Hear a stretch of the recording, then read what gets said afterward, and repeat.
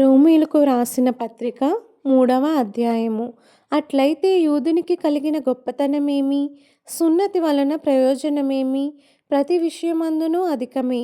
మొదటిది దేవోక్తులు యూదుల పరము చేయబడెను. కొందరు అవిశ్వాసులైననేమి? వారు అవిశ్వాసులైనందున దేవుడు నమ్మదగినవాడు కాకపోవునా? అట్లనరాదు. నీ మాటలలో నీవు నీతిమంతుడవుగా తీర్చబడినట్లును, నీవు వ్యాజ్యమాడునప్పుడు గెలుచున్నట్లును అని వ్రాయబడిన ప్రకారము ప్రతి మనుష్యుడును అబద్ధికుడగును గాని దేవుడు సత్యవంతుడు కాక తీరడు. మన దుర్నీతి దేవుని నీతికి ప్రసిద్ధి కలగజేసిన ఎడల ఏమందుము? ఉగ్రతను చూపించు దేవుడు అన్యాయస్థుడగునా? నేను మనుష్యరీతిగా మాటలాడుచున్నాను. అట్లనరాదు. అట్లైన ఎడల దేవుడు లోకమునకు ఎట్లు తీర్పు తీర్చును? దేవునికి మహిమ కలుగునట్లు నా అసత్యము వలన దేవుని సత్యము ప్రబలిన ఎడల నేనికను పాపినైనట్టు తీర్పు పొందనేలా? మేలు కలుగుటకు కీడు చేయుదమని మేము చెప్పుచున్నామని కొందరు మమ్మను దూషించి చెప్పు ప్రకారము మేమెందుకు చెప్పరాదు? అట్టి వారికి కలుగు శిక్షా విధి న్యాయమే. అలాగైన ఏమందుము? మేము వారికంటే శ్రేష్ఠులమా, తక్కువ వారమా? ఎంత మాత్రమునూ కాము.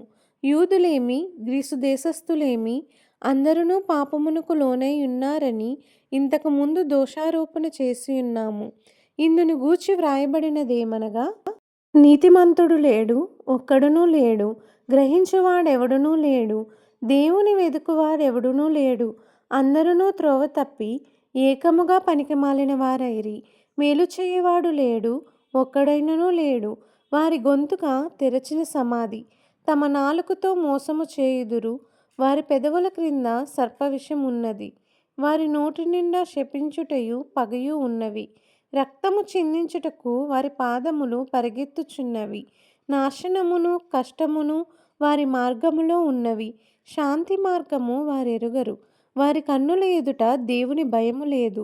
ప్రతి నోరు మూయబడినట్లును సర్వలోకము దేవుని శిక్షకు పాత్రమగునట్లును ధర్మశాస్త్రము చెప్పుచున్న వాటన్నిటినీ ధర్మశాస్త్రమునకు లోనైన వారితో చెప్పుచున్నదని ఎరుగుదము. ఏలయనగా ధర్మశాస్త్ర సంబంధమైన క్రియల మూలముగా ఏ మనుష్యుడునూ ఆయన దృష్టికి నీతిమంతుడని తీర్చబడడు. ధర్మశాస్త్రము వలన పాపమనగా ఎట్టిదో తెలియబడుచున్నది. ఇట్లుండగా ధర్మశాస్త్రమునకు వేరుగా దేవుని నీతి బయలుపడుచున్నది. దానికి ధర్మశాస్త్రమును ప్రవక్తలను సాక్ష్యమిచ్చుచున్నారు. అది యేసుక్రీస్తునందలి విశ్వాస మూలమైనదై నమ్మువారందరికిని కలుగు దేవుని నీతి అయి ఉన్నది. ఏ భేదమునూ లేదు. అందరూ పాపము చేసి దేవుడు అనుగ్రహించు మహిమను పొందలేకపోవచున్నారు. కాబట్టి నమ్మువారు ఆయన కృపచేతనే క్రీస్తు యేసునందలి విమోచనము ద్వారా ఉచితముగా నీతిమంతులని తీర్చబడుచున్నారు.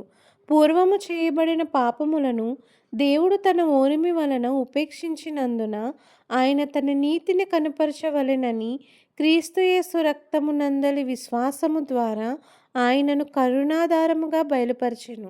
దేవుడు ఇప్పటి కాలమందు తన నీతిని కనబరచు నిమిత్తము తాను నీతిమంతుడును యేసునందు విశ్వాసము గలవానిని నీతిమంతునిగా తీర్చువాడనై యుండుటకు ఆయన అలాగు చేసెను. కాబట్టి అతిశయ కారణమెక్కడా? అది కొట్టివేయబడెను. ఎట్టి న్యాయమును బట్టి అది కొట్టివేయబడెను? క్రియా న్యాయమును బట్టియా? కాదు, విశ్వాస న్యాయమును బట్టియే. కాగా ధర్మశాస్త్ర సంబంధమైన క్రియలు లేకుండా విశ్వాసము వలననే మనుష్యులు నీతిమంతులుగా తీర్చబడుచున్నారని ఎంచుచున్నాము. దేవుడు యూదులకు మాత్రమే దేవుడా? అన్యజనులకు దేవుడు కాడా? అవును, అన్యజనులకును దేవుడే. దేవుడు ఒకడే గనుక ఆయన సున్నతి గలవారిని విశ్వాసమూలముగాను సున్నతి లేని వారిని విశ్వాసము ద్వారాను నీతిమంతులుగా తీర్చును. విశ్వాసము ద్వారా ధర్మశాస్త్రమును నిరర్ధకము చేయుచున్నామా? అట్లనరాదు. ధర్మశాస్త్రమును స్థిరపరచుచున్నాము. దేవుడు ఈ పరిశుద్ధ లేఖనమును దీవించి ఆశీర్వదించునుగాక. ఆమేన్.